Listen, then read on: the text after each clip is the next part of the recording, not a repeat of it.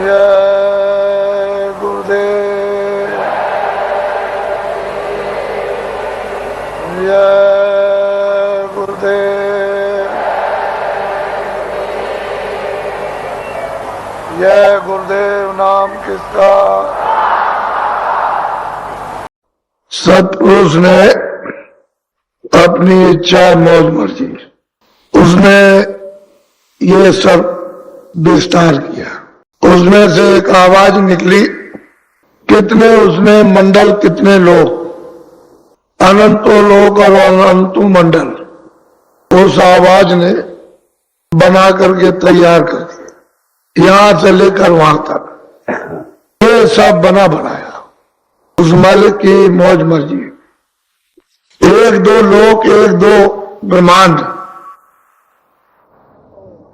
वो नहीं, वो तो अनंत हो, उसकी गिनती हो ही नहीं सकती। और वो जो है अपार है, अथाह, उसकी कोई नाप तोल नहीं हो सकती है। जब ये सब मंडल बन गए तो उन्होंने अपनी आवाज पर इन सबको उतारा। उस आवाज चली और वो ठेका बनाती गई, तो उसको सोम पुरुष को बैठा दिया। फिर नीचे आई तो पार ब्रह्म को बैठाया, फिर नीचे आई तो ब्रह्म को बैठा दिया, फिर नीचे आ गई तो ईश्वर को बैठा दिया। दो धाराएं निकली, एक पुरुष की और एक नारी की। ये दो धाराएं वहां से चली और अपने अपने स्थानों पर सबका स्थान है। आद्या महाशक्ति का अलग स्थान, माया का अलग स्थान है और प्रकृति का अलग। अपने अपने स्थान पर ब्रह्मा विष्णु महादेव का अलग है, सबके अलग अलग स्थान है। इनके साथ जो अर्धांगिनी है वो अलग अलग, पार्वती है, लक्ष्मी है, सावित्री, ये अलग है। उसे धार पर उतार करके ले आए सब और इनको वहां बैठा दिया। उससे ये पता चलता है कि इतनी तेजी से ये अनंतों मंडल, सतलोक को छोड़कर के अगम लोक, अलग लोक को, अगम लोक को और अनामी धाम को छोड़कर ये नीचे के सबके मंडल, देखो इधर, इस तरह से सब चक्कर मार, इतनी तेज रफ्तार से चक्कर लग रहा कि उसका यह कोई जंत्र नहीं है पैमाइश करने का कि वो कितने चक्कर लग रहे होंगे एक सेकंड के अंदर, एक क्षण के अंदर। इस तरह से ये सब घूम रहा, ये आपका पूरा मृत्यु घूम रहा, पूरा का पूरा, सब का सब, ये सब घूम रहा। ये सूरज, चांद, जो जमीन, आसमान, ये सब के सब घूम रहे हैं। तो जब वो घूम रहा तब नहीं पता चलता, क्योंकि जब घूमेगा तो पूरा इधर आ गया, तो इधर आ गया, फिर इधर आ गया, तो जिधर उधर सूरज उधर आ गया, पूरब में आ गया तो इधर, तो इसलिए पता नहीं चलता। पूरे के पूरे स्वर्ग वैकुंठ घूम चक्कर लगा रहे, घूम रहे उस धुरा के ऊपर में, पूरा का पूरा ब्रह्मांड उसी तरह से घूम रहा है। और पार ब्रह्मांड पूरा घूम रहा और उसके परे सब घूम रहा है। उस तरह से ये पता चलता है कि ये मालिक की कैसी अद्भुत अर्वचनीय रचना। तो उन्होंने जिस धुरा पर बैठाया वो सबका सब घूम रहा। ईश्वर भी घूम रहे ऐसे और ब्रह्म भी ऐसे घूम रहे और पार ब्रह्म भी इस तरह से घूम रहे और महाकाल पुरुष भी बचने वाला कोई, सब उसी पर झूला झूल रहे। अब उसी रास्ते से आपको उतारा गया। रास्ता भी दूसरा नहीं था उतारने का, वही रास्ता था। क्योंकि उसी आवाज से उतारे जाओगे। आपको उतार करके आवाज दर आवाज, यानी आवाज स्थान दर स्थान, एक स्थान से दूसरे, दूसरे से तीसरे उतार करके लाया गया यहां पर ले आएगा। तो जो अपने स्थान पर बैठे वहां कभी नहीं आते। ईश्वर जो बैठे हुए हैं सहदल कमल में, वो यहां कभी ना आए ना कभी आएंगे, क्योंकि अपना स्थान छोड़ ही नहीं सकते। वो ना ऊपर जा सकते ना नीचे, वही रहेंगे, वो कुछ नहीं। इसी तरह से ब्रह्म अपने स्थान पर वही रहेंगे, ऊपर नीचे नहीं जा सकते, न नीचे आ सकते न ऊपर जा सकते। इसी तरह से पार ब्रह्म अपने स्थान पर है, वो यहां कभी नहीं आए।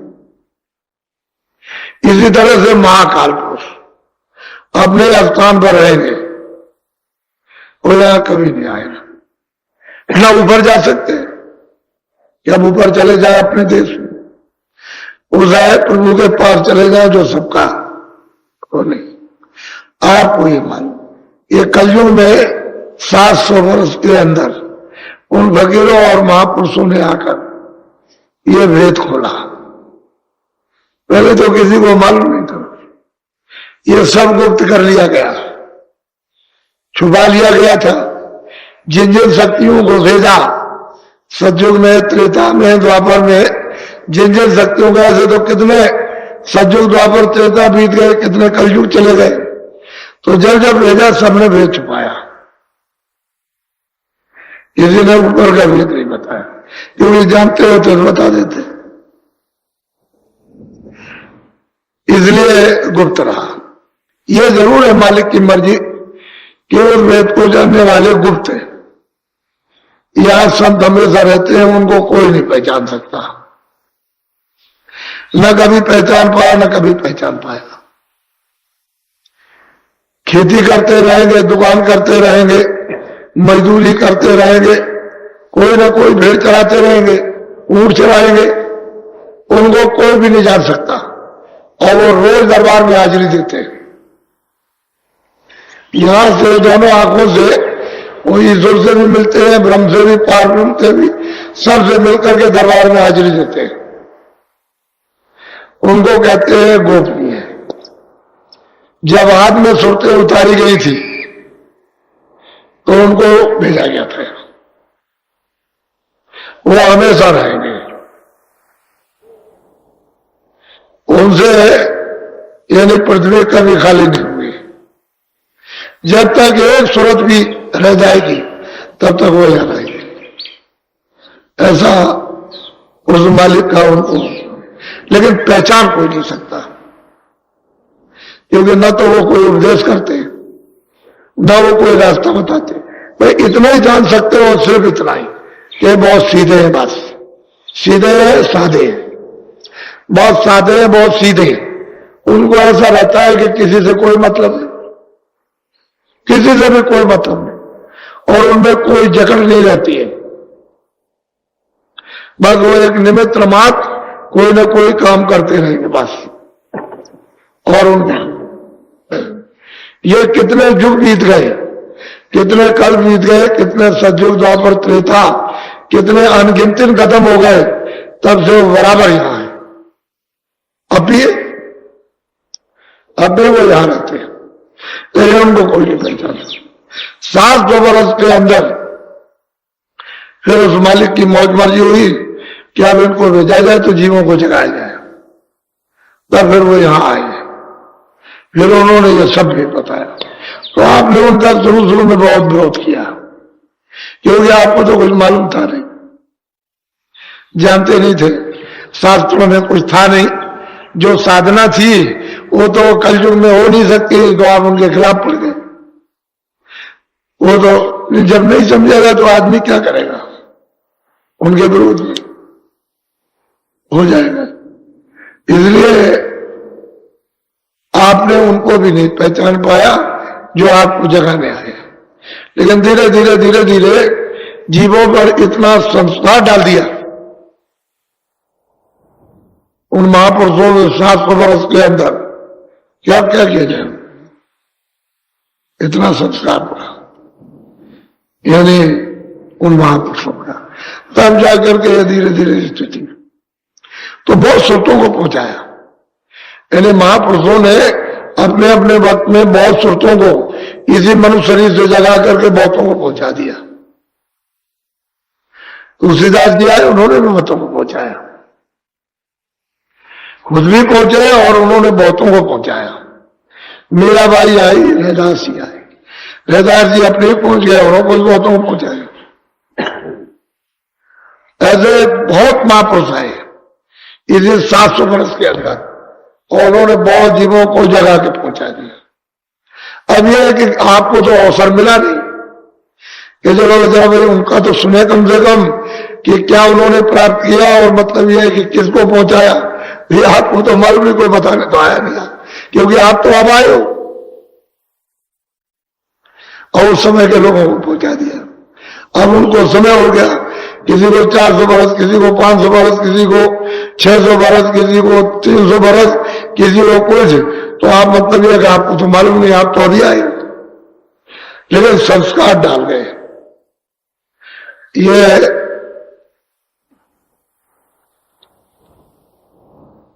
ये आबादी उन्हीं की वजह से बढ़ गई, उन्हीं महापुरुषों से आबादी बढ़ गई, क्योंकि 84 के जीव 4 खानों के, इनके ऊपर उनकी दया कुछ मेहर हो गई। ये वो सीधे लौट आए। 84 तो बहुत लंबा था चक्कर, वो सीधे मनुष्य शरीर में आ गए। अब ये तो कृपा हो गई महापुरुषों, आबादी बढ़ गई। आपको तो इसका भेद मालूम नहीं, कुछ जानते नहीं, और बस ये है कि आबादी कम कर दो, कम कर दो। कम कैसे हो जाएगी? कम नहीं हो सकता। हम तो जब भी कह रहे थे कि कम कोई नहीं कर सकता। आप वैसे ही मेहनत कर रहे हो, मेहनत मत करो, जो उसका खेल है उसको होने दो। अब ये तो आपने इस खेल को, आप तो किसी का शरीर बना नहीं सकते हो, तो बिगाड़ के क्यों? तुम्हारा काम यह है कि तुम उसकी हिफाजत करो बस। किसी के बनाए हुए जिसको नहीं बना सकते हो उसके बिगाड़ने का आपको कोई अधिकार नहीं है। अगर आप बिगाड़ते हो तो आपको सख्त सजा मिलेगी, उससे बच नहीं सकते हो। इसलिए खुदा की बनाई हुई, उस परमात्मा की बनाई हुई चीजों को आप मत बिगाड़ो। अगर आपको हो सकता है तो उनकी हिफाजत करो, नहीं हो सकता तो छोड़ दो। आपसे क्या मतलब? जिसने उनको पैदा किया वो अपने आप देखेगा। आप वैसे ठेका लेते हो, ठेकेदार मत बनो। जो आपके हाथ में नहीं है उसका ठेका मत लो। जो आपके हाथ में, अपने आप को सुधो और अपने आप को जो। तो सही चीज यह है कि परमात्मा भी यहां नहीं कभी आएगा। उसके नीचे लोगों से लोग आए, उन्होंने उसका संदेशा दिया। कोई ईश्वर से आया, एक सूरत आई, उसी के बोध में आई, उसने बताया कि भाई ये वहां पर परमात्मा है, खुदा है। तो और ऊपर से कोई आया उनके लोग से, उन्होंने कहा नहीं वहां ऊपर भी ब्रह्म है, निरव है, तो चलो तुम ये रास्ता है। फिर किसी ने कहा कि नहीं इसके ऊपर में पार ब्रह्म है, तो मतलब यह है कि अल्लाह है, तो चलो उधर। तो जिस जगह से आया उसने अपने अपने लोग के अधिष्ठाता का संक्षेप में इशारे में प्रचार किया, खोल करके बात कुछ नहीं बताई, बिल्कुल गोपनीय रखा। गीता को पूरा पढ़ो, बिल्कुल उन्होंने गोपनीय चीज रखी है, कुछ बताया जाए कुछ नहीं। जब उद्धव ने सुना कि कृष्ण भगवान ने कहा कि मैं अपने परम धाम को जा रहा हूं, तो जब उनको खबर लगी तो दौड़ के आए, कह लगे अरे भगवान हमने सुना है कि आप परम धाम को जा रहे हैं। कहा अब मेरा काम हो गया, जिसलिए मैं आया था वो हो गया, क्योंकि द्वापर खत्म होगा, मेरे जाने के बाद कलयुग लगेगा, तो मेरा जाने ठीक है। उन्होंने पूछ तो लिया था, बता तो दिया था उनको कि परीक्षित को राज मिलेगा, ये बताया उन्होंने। और जब उसका राज तिलक होगा तो बस समझ लीजिए कि द्वापर खत्म और कलयुग शुरू हो जाएगा, ये तो बताया था उन्होंने। फिर जाते वक्त उन्होंने ढंढोरा पीट दिया, तो उन्होंने कहा भगवान हमको भी ले चलिए। कह लगे देखो तो मेरे परम धाम को ऐसे कोई नहीं जाता, कोई भी नहीं जाता। तो भगवान कैसे जाते, क्योंकि उद्धव का बहुत प्रेम था, उद्धव बहुत उनको चाहते थे। कैसे जाते हैं, कह लगे देखो तो तुम जाओ और योग करो, योग के बल से अपनी जीवात्मा को जगाओ और मेरे परम धाम को लाओ। तो उन्होंने कहा कि मैं तो अब योग नहीं कर सकता, क्योंकि मेरा शरीर तो पुराना हो गया। तो कह रहे मैं कुछ नहीं जानता, मैं ऐसा कुछ नहीं, ऐसे परम धाम नहीं मिलेगा, साफ जवाब दिया उन्होंने। फिर उन्होंने कहा देखो एक बात बता दे कि तुम संतों के पास चले जाओ, उनकी खोज कर लो, उनसे शायद तुमको मुक्ति और मोक्ष मिल जाएगी। अब वो संतों की क्या से पहचान करेंगे, कैसे पहचान कर लेंगे? तो फिर वो उनका घर रोते हुए वापस चले गए, ये तो हो नहीं सकता। अब ये बताओ कि उद्धव को अपने परम धाम में नहीं ले जा सके, जो उनसे बातचीत कर रहे थे, दर्शन कर रहे थे, सेवा की थी, और आपने तो कृष्ण को देखा भी नहीं, ना आपने राम को देखा, ना आपने मोहम्मद साहब को देखा, ना आपने बौद्ध को देखा, ना आपने महावीर को, और आप कहते हो कैसे? अरे बच्चों, लकीर के फकीर मत बनो। जो महात्मा कहते हैं वो सबके लिए त्रिकाल सत्य होता है, वो आजकल के लिए नहीं, चारों युगों में लगेगा और तीनों कालों में। तो आप लोग इसको नहीं समझते, ये जानते ही नहीं। इसलिए महापुरुष सबका भेद जानते हैं और सबसे परे आते जाते। जिसने ये सब कुछ बनाया, सब कुछ दिया, जिसने ईश्वर को, ब्रह्म को, पार ब्रह्म को अपने देश से निकाला और बाहर कर दिया, सुरतों को, ये जीवात्माओं को भेजा, वो उसके पास आते जाते, वो सबका भेद जानते, उनसे कोई भेदभाव की नहीं रहता। लेकिन आपको इसका पता नहीं। अब यह है कि वो तुम महापुरुषों के पास जाओ, अगर वो टिकट दे देंगे जाने का, टिकट कौन सा? नाम। जब वो दे देंगे तो कोई रास्ते में रोकेगा नहीं, और अगर टिकट ऊपर जाने का नहीं मिलेगा तो रास्ते में कहेगा इधर आओ, यहां जाना तलाशी दिए जाओ, कितना तुम्हारे पास पुण्य है और कितना पाप है, वह जाना लेगा। और जब तुम्हारे पास कुछ नहीं रहेगा, ना पाप रहेगा, पुरुष को तो ही साफ कर देंगे। इसी जगह मन, बुद्धि, चित्त, अंतःकरण, जीवात्मा को यही बात करके दो डालेंगे। जब कुछ बाहर नहीं रहेगा तो बिल्कुल शुद्ध निर्मल, तो निर्मल जन सोमो पावे, शुद्ध साफ। तो जाओगे जब उधर तो कहेगा तो जरूर कि जरा जरा ये तलाशी दीजिए आप, क्योंकि उसका नियम है, उनका ले लीजिए। जब कुछ नहीं निकलेगा पाप पुण्य तो कहेगा जाओ मेरा चले तो मेरी टिकट है, ये चले जाओ, फिर नहीं रोकेगा, कुछ नहीं करेगा। इसलिए वो कहते हैं मुंदे नैन त्रिशुद्ध में भयो, कुंज पुंचितवत कौशल को गयो, मोर लोक राम मुक्ताई। वो सैदल कमल में निरंजन भगवान विराजमान, जब उन्होंने इनको देखा, इन्होंने उसको देखा, तो फिर क्या उनके पास तो टिकट था, पास पड़े, खुश हो गए, रास्ता खोल दिया। वैसे तो रास्ता बंद किया कोई नहीं जा सकता, ऐसे बंद किए तो रास्ता जब खोल दिया तो कह लगे कि उधर मैं जब गया, उधर उसी में होकर के गया, रास्ता ही वही है, उधर बाद तो मैं नजर आया। कहते हैं उधर जब मैं गया तो देखता हूं कि विचित्र विचित्र। इधर भी देखता हूं कि मृत्यु क्या है, स्वर्ग वैकुंठ वरिष्ठ भी देखता हूं। तो कहने का मतलब यह है कि टिकट था किसका? गुरु का। जो वो आते जाते थे उनका वो टिकट मिल गया था, इसलिए उनको कोई नहीं रोक सकता। अब ये गोस्वामी जी महाराज किस किस को टिकट बांटेंगे और वो क्या क्या कमाई करेगा और क्या बताएगा, अब वो तो मैं आपको बताऊंगा कि उन्होंने कैसा टिकट बांटा और क्या, वो सुनाऊंगा। थोड़ा सा और आ जाने दीजिए, थोड़ा सा वर्षा वर्षा ना हो तो सुनाने में और आपको बताने में बहुत प्रिय और हितकारक, समझ में आ जाएगा धीरे से। इसलिए आप